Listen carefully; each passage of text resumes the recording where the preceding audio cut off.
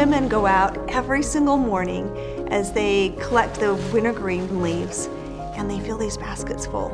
And they carry them all the way down the mountainside, oftentimes having to stop along the way to take a break. And yet they do this every single day to be able to provide for their family. But yet when you look at these mountain regions, they are so far removed from any city. What other opportunity do they have to truly be able to provide for their family? They don't. And now we come in with an opportunity that provides them with the means they need to create that income. रमाइलो लाग्छ रमाइलो लाग्छ एक दुई पैसा आउँछ बच्चा बच्चीले पढाउनु पर्यो यता कपी कलम किन्नु पर्यो त्यस्तै यो 5 बजे हिँड्दाखेरि हामी कहिले 12 बजे पुग्छु कहिले 1 बजे त्यो पैसा त अब भुराले कापी ल्याऊ भन्दा कलम किन्नु भन्दा पढाउँदा अब कहिले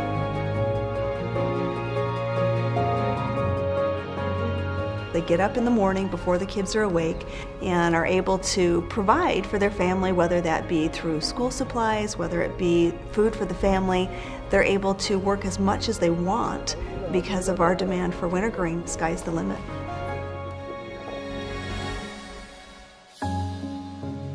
This new wintergreen essential oil is exciting for a lot of different reasons, one of which is a new species for doTERRA, Gaultheria fragrantissima. The aroma is very different than what we are accustomed to with wintergreen essential oil, while at the same time we maintain all of the wonderful chemistry and benefits. One of the challenges with wintergreen essential oil is to make sure that the oil is not synthetic. And while doTERRA does a tremendous amount of testing that has become more and more sophisticated, we also have the advantage of working directly with the source. We're intimately involved from the very beginning all the way through the end process when we provide this beautiful essential oil.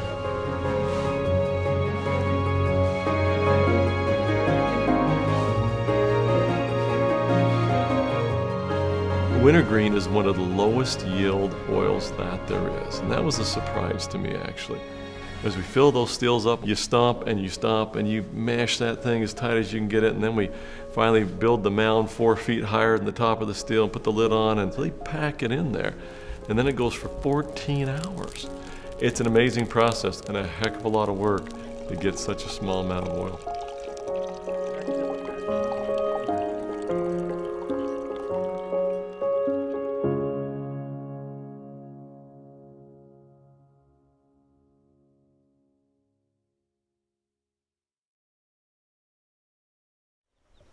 It's been about a year we started working in these villages. Most of their livelihood depends on cultivating these smaller terraces.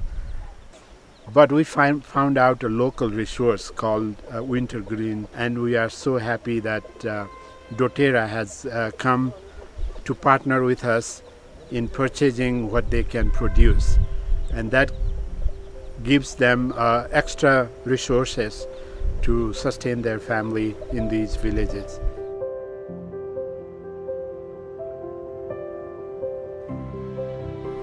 In our desire to find the highest quality essential oils in the world, we turned to Nepal for their wintergreen source. We worked with 2 specific districts, the Dholaka district as well as the Longjun district. And you can imagine how our hearts broke as we learned the news of the earthquakes, knowing that these 2 areas were the heart of the earthquake and received the most damage.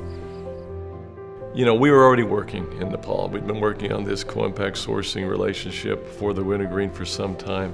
We already had significant contacts on the ground, specifically with Vishnu, so valuable, and just his ability to get things done in Nepal that frankly others, even the government, sometimes struggle with. And then of course when the earthquake happened, we immediately decided we were going to send $100,000 out there for the immediate needs, which were tents and blankets and food as they were just going into their monsoon season.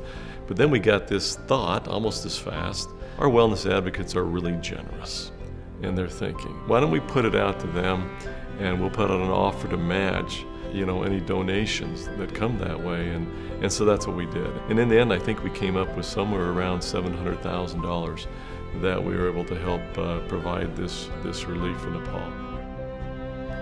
2019 You imagine what it meant to these people who lost their homes, whose lives were completely devastated, to receive temporary shelter, to receive food, to receive those things to be able to help sustain them through this most difficult time.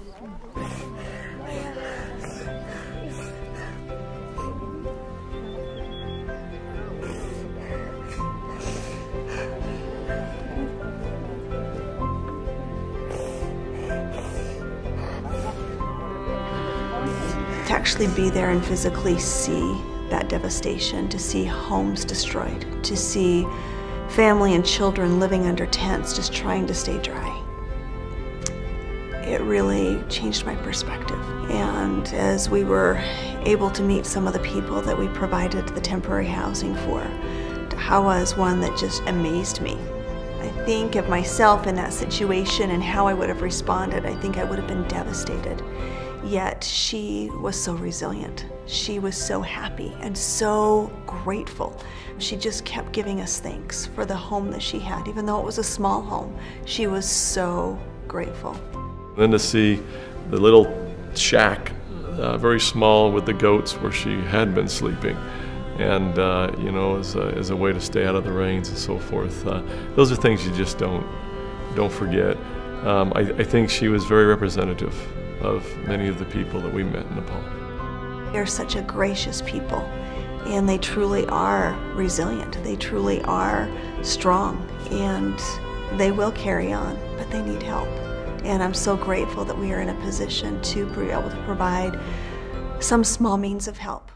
भएको पनि लग्यो नदेख्ने भगवानले अहिले भगवान चाहिँ मेरै आँखा वरिपरि हजुरहरु ले चाहिँ मेरो भगवान रहेछ उहाँहरु भगवान उहाँ रहेछ भन्ने अनुभव चाहिँ भयो